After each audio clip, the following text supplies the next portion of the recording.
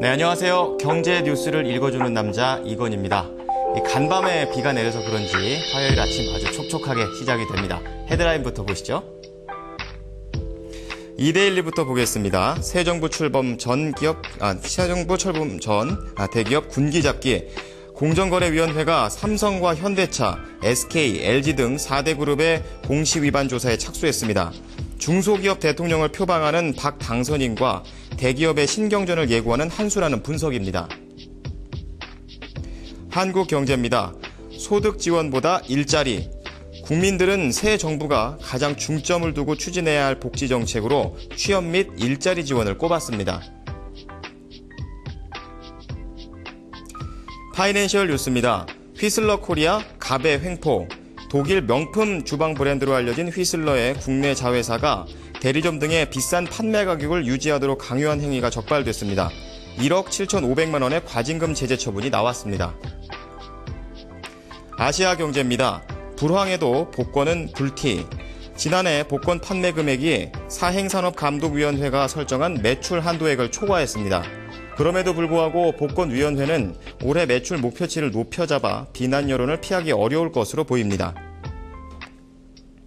자, 이데일리부터 보도록 하겠습니다. 공정거래위원회가 우리나라의 4대 기업이죠. 삼성, 현대차, SK, LG에 대해 전격적으로 공시 위반 조사에 착수했습니다.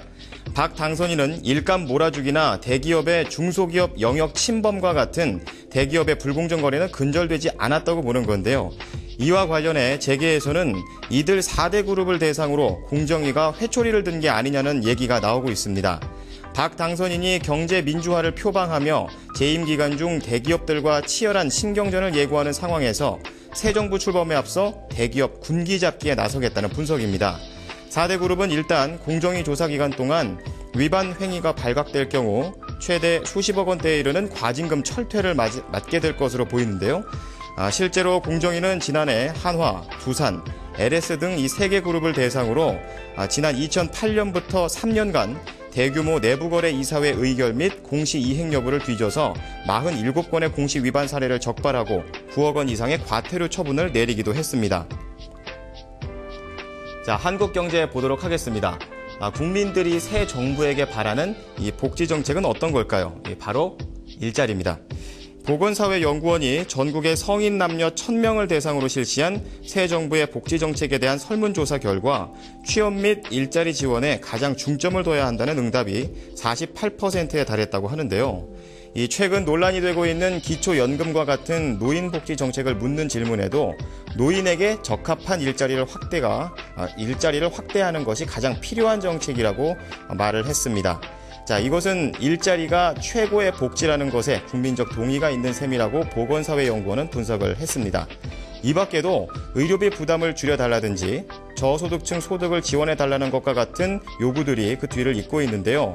복지 확대에 대한 요구는 많았지만 이와 관련한 세금을 늘리는 것에 대해서는 40% 정도의 찬성 의견과 적당하다, 이 줄이자와 같은 반대 의견은 51% 정도로 찬반이 엇갈렸습니다.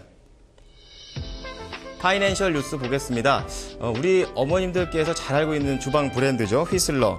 잘 아실 텐데. 그런데 이 휘슬러의 국내 자회사가 비싼 판매 가격을 유지하도록 강요한 것으로 드러나 제재를 받았습니다. 이 휘슬러 코리아는 대리점이나 특약점을 통한 방문 판매가 매출의 44%를 차지하는데요. 그런데 2007년 5월부터 압력솥의 소비자 판매 가격을 지정해서 대리점과 특약점에 이 가격 밑으로 파는 것을 금지했습니다. 그리고 이를 어겼을 때에는 벌금이나 해고, 계약 해지 등의 압력을 가했다고 하네요. 그리고 2011년 7월부터는 덤핑 방지 자정위원회를 두고 서로 위반 행위를 적발하게 해서 등급을 나누고 불이익을 줬다고 합니다. 네, 마지막으로 아시아 경제 보도록 하겠습니다. 지난해 복권 판매 금액이 사행산업감독위원회가 설정한 매출 한도액을 넘어섰다는 얘기입니다. 2011년에 이어 2년째인데요. 한마디로 복권이 불티나게 팔린다는 얘기죠. 기획재정부 복권위의 자료를 보면 지난해 복권은 모두 3조 1,859억 원어치가 팔렸는데요.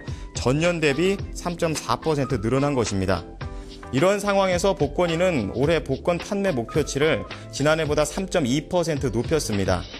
사행산업감독위원회 사감위가 설정한 매출 총량 한도를 준수할 의지가 없어 보인다는 분석입니다. 참고로 사감위는 사행산업이 지나치게 성장할 것을 우려해 매년 복권이라든지 경마, 경륜, 카지노와 같은 6대 사행산업의 매출 총량을 설정하고 있는데요. 총량 기준 준수는 권고 수준으로 그치기 때문에 이행을 강제할 수단은 없다고 합니다. 이 복권을 사면은 한 주가 참 그 기대감으로 행복하다라고 말했던 제 지인의 말이 생각이 나는데요. 이 복권을 사서 이 팍팍한 삶에 희망을 좀 주는 건 좋지만 좀 더 적당하게 건강하게 하는 게 중요할 것 같습니다. 경제 뉴스를 읽어주는 남자였습니다.